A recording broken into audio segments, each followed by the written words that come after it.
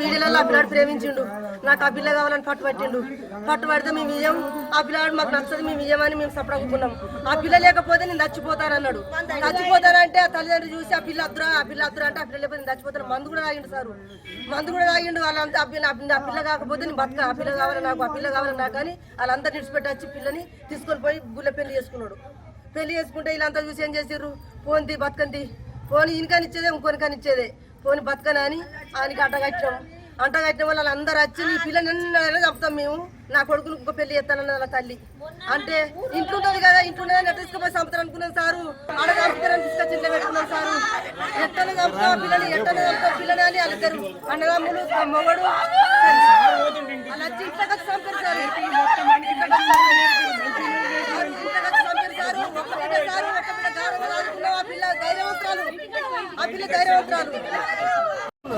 చేసుకున్న తర్వాత ఇంటికి వచ్చినాక మీ ఇంటికి మీరు ఓన్రి భార్య భర్తలు బతుకురంటే వీళ్ళు భార్య భర్తలు వెళ్ళిపోయినాక అక్కడికి పోతే ఏమన్నా అంటే నేను ఆ పిల్ల నాకు వద్దు, నా అన్నమ్మలకు ఇష్టం లేదు, నా కొడుకులకు ఇష్టం లేదు, నాకు ఇష్టం లేదు, ఆ పిల్ల నాకు వద్దు, నేను ఇంట్లో ఉంచుకోనని చెప్పి ఇచ్చిపెట్టిండు. ఆ కొడుకు ఏమన్నాడంటే మీ ఇంట్లో అమ్మ నాకు ఒక అందరి కొడుకులకు మటుకు ఇల్లు ఇచ్చినాయి కదా, నాకు ఒక ఇల్లు, నా భార్య నిద్ర ఉంటా అంటే నాకు ఇష్టమైన కోడలు కదా దాన్ని చంపేస్తా, దాన్ని ఇచ్చిపెట్టు, అది మనకు వద్దు అని చెప్పి వెళ్ళ కొడితే మీరు ఏడు ఉండాలని చెప్పి అత్తారింటిగా ఉన్నాడు.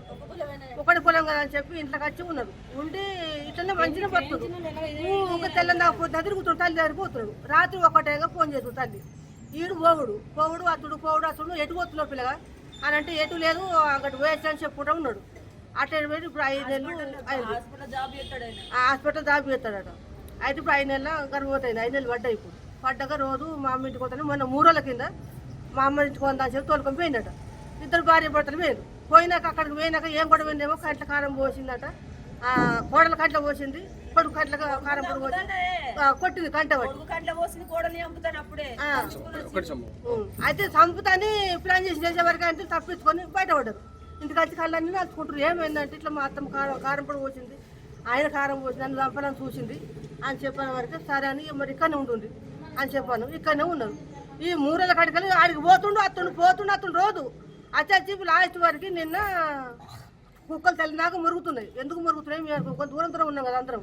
ఇది తలుపులు వేసుకొని భార్య భర్త వండుకున్నాక అలా రూములు భార్య భర్త వండుకు తలుపులు గుర్తురట.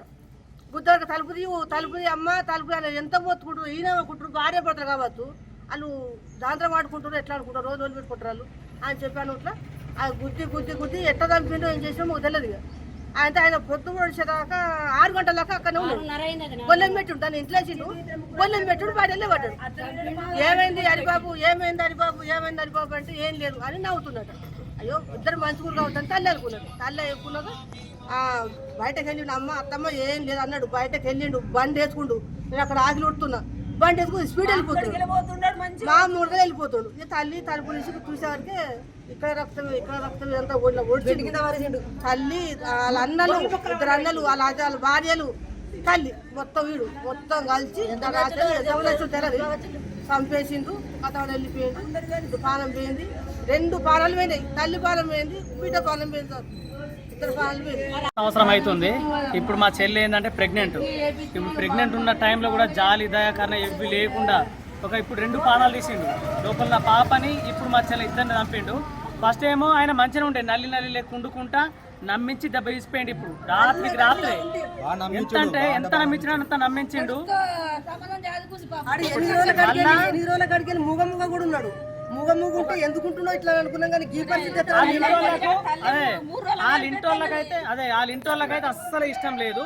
ఆ పిల్లాడు ఏం చేసిండు, నాకు ఈమెనే కావాలని సూసైడ్ చేసుకొని చేసి అట్లా వేసి ఇట్లా వేసి మొత్తానికి అయితే వీళ్ళు జాలిపడి ఆ పిల్లలు ఎక్కడ చచ్చిపోతారని వీళ్ళు జాలిపడి తీసుకొచ్చుకొని